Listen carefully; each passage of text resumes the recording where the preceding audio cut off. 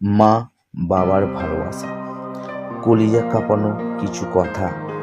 মায়ের ভালোবাসা বলতে গেলে কিংবা লিখতে গেলে এক জীবন কম পড়ে যাবে। হয়তো আবার জন্ম নিতে হবে, তবুও হয়তো মায়ের ভালোবাসা বলে কিংবা লিখে শেষ করা সম্ভব হয়ে উঠবে না। পৃথিবীতে আসার আগে এক বিন্দু রক্তকণিকা থেকে আমাদের জন্মসূত্র।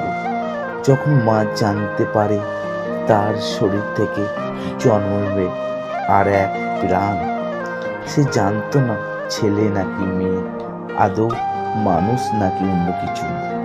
তবুও সেই রক্তকণিকা থাকা প্রাণীটাকে, যে মানুষটি প্রথম ভালোবেসেছিল, তিনি হলো মা।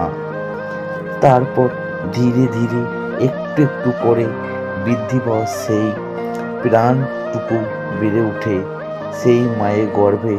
অনেক লাথি খাওয়ার পরেও সেই হাসি মুখে সহ্য করেছে তিনি মা। অসহ্য প্রসব ব্যথা সহ্য করার পর যখন সন্তানের জন্ম হয়, তখন এক নিমিষে সব ভুলে যায়। অথচ সেই ব্যথা অন্য সব ব্যথা থেকে কয়েক হাজার গুণ বেশি। তবুও মা হাসি মুখে সব সহ্য করে নেয়। তারপর শুরু হয় নতুন সংগ্রাম, সেই ছোট্ট প্রাণীটাকে ধীরে ধীরে বড় করে তোলা।